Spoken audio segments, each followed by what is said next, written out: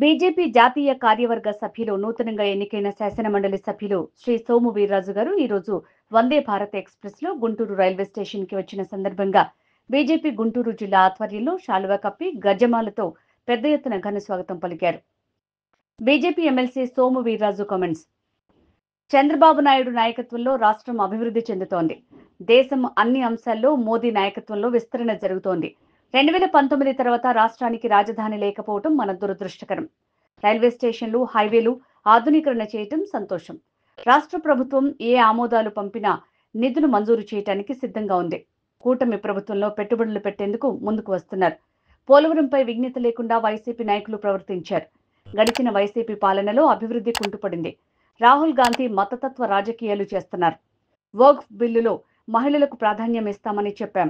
కాంగ్రెస్ ఎప్పుడు vote bank రాజకీయాలు చేస్తుంది. ఏపీలో నేను ఎప్పుడో లిక్కర్ స్కామ్ గురించి చెప్పాను. అప్పుడు నన్ను ఎగతాళి చేశారు.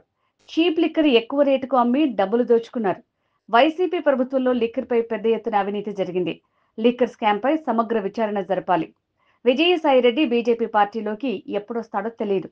వేరే పార్టీల నుంచి వచ్చేవారని పార్టీ హైకమాండ్ నిర్ణయిస్తుంది.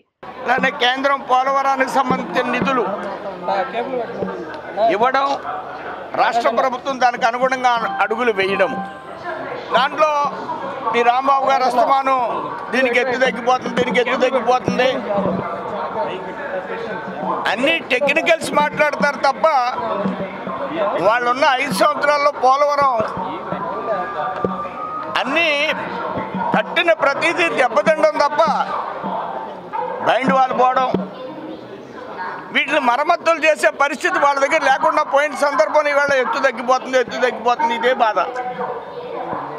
విజ్ఞత లేకుండా కక్షపూరిత రాజకీయాలు నడిపినటువంటి గత వైసీపీ ప్రభుత్వం, అభివృద్ధికి విరుద్ధంగా వ్యవహరించినటువంటి వైసీపీ ప్రభుత్వం ఈవేళ ఆంధ్రప్రదేశ్ అభివృద్ధి విషయంలో పూర్తిగా సహాయ సహకారాలు అందించి ఆంధ్రప్రదేశ్ అభివృద్ధిలో వాళ్ళ పాత్ర ఉండాలి, వాళ్ళ అభిప్రాయాన్ని తెలియజేయాలి, ఒక సరైనటువంటి ప్రతిపక్షంగా వ్యవహరించాలి తప్ప ఇంకా కూడా అవే ఆలోచనలు, అవే మాటలు వారు చేయడం అనేది ఏమాత్రం కూడా సజావు కాదు. రైల్వే జోను, స్టీల్ ప్లాంట్ యొక్క